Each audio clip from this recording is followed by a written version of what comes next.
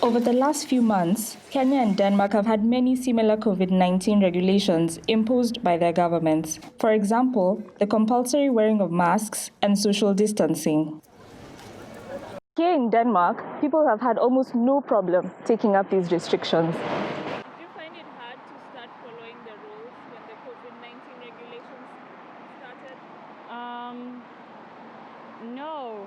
In the beginning, I didn't have a hard time doing it. But I feel like as you moved along, the further we got into it, it was harder to follow the rules because I don't know anybody who has ever had corona or anything. So, it's hard to understand that it's still here. No, not really. I don't think it's a huge problem. Why? It's easy to wear a mask and it's easy to not be so close to other people. It's not really a problem. However, in Kenya, it's a different story. Corona is like hii ugonjwa ya affect watu wengi. I think ina affect watu wenye wako na magonjwa zingine. Ndio inaweza sana. I think also the government is playing us around with this corona. Na I think for me, corona ni kama hii ugonjwa iko very serious as people they take it. Na what I think, alafu nikivaa mask, mi generally huwa naumwa na kichwa, that's why sipendi. Coronavirus, I think it's a conspiracy theory.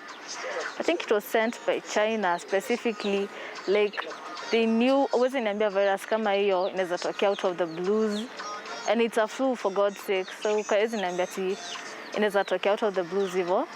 Few people are still diligently following government regulations to protect themselves from the virus. This begs the question, what's causing this difference in public willingness to follow the rules? To be fair, it's not easy to make a comparison between the two countries. For one, Denmark is a well-developed European country with better healthcare systems than Kenya. There's also the total number of citizens to take into account. Denmark has only a tenth of Kenya's population. But when it comes to evaluating how easy or hard it is for people to follow instructions from the government, there could be something else to take into account: trust. You can say that the Danish trust and the Scandinavian trust in general is unique. The trust levels here are so extremely high that it makes life easier. Professor Svensson has studied the concept of social trust extensively. Social trust simply means how much you trust people you've never met before. And in his research, the professor found that Danes are the world's most trusting people. To measure this, researchers asked the question, generally speaking, would you say that most people can be trusted? 3 out of 4 Danes answered yes. And in times of crisis, such as the COVID-19 pandemic, this social trust becomes essential in flattening the curve. It has a twofold effect. If the government trusts the citizens to follow the rules, they do not have to impose harsh regulations to force compliance. And if the citizens trust their government, they will believe that the restrictions are for their own good and follow them. The result? Fewer COVID-19 cases and deaths. As the second COVID-19 wave hit Denmark, restrictions became tighter. The number of people allowed to gather was reduced from 50 to 10, the selling of alcohol was banned past 10 p.m., and the wearing of masks was increased from just public transportation to all public spaces. So you can imagine the level of trust and discipline at a personal level required, such that each time you step into a public space,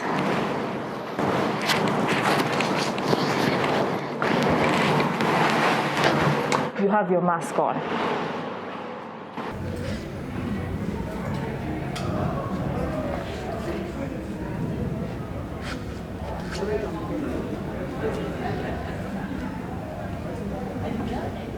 The response among the Danes was almost automatic. But how does Kenya compare? For starters, bars found it difficult to follow the curfew regulations, and most people on the streets have their masks down to their chins. And it's not that Kenyans don't understand the great risk of getting infected, it's just that they're simply exhausted. It is just fatigue. It's pandemic fatigue. People are tired. This is, for anybody alive today, there's never been such a health crisis. This is one that is so protracted, and one whose end nobody knows, and one for which there's no cure. Another way to measure social trust is to look at levels of corruption. High trust countries tend to have very low levels of corruption.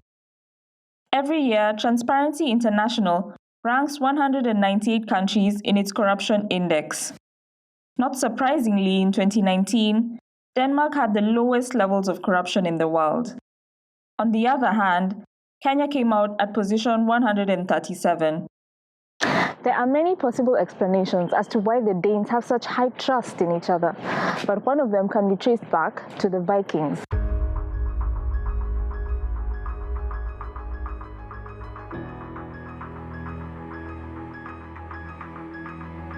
These Norsemen of old are characterized by their brutal land grabbing, raiding, and colonization throughout Europe and North America. However, through this violence, they were able to enforce property rights and condemn thievery. This, in turn, created wealth and predictability. Trust is about predictability. And you know, when somebody promises something, they will keep their word.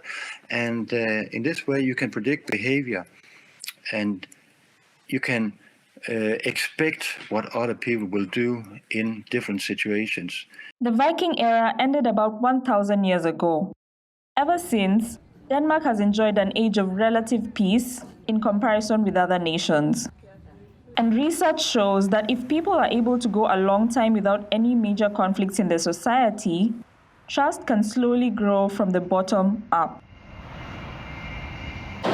Other reasons for this trust can be attributed to the Scandinavian concept of the welfare state, but that's a story for another day. Even though Kenya and Denmark have very similar COVID-19 curves, Kenya's cases are increasing at a higher rate.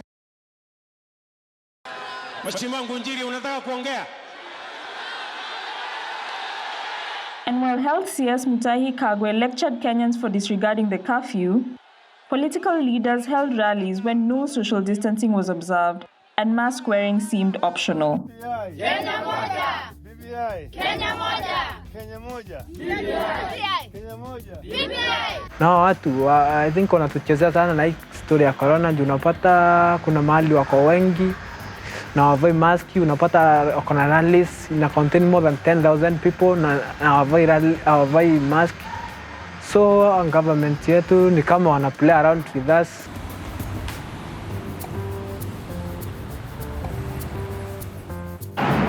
Undoubtedly, the basis of social trust that Denmark enjoys is a castle of cards. Any slip-up in societal behavior could lead them in the opposite direction. But as the world waits for a COVID-19 vaccine, they have the upper hand. And, as Professor Svensson pointed out, control is good, but trust is cheaper.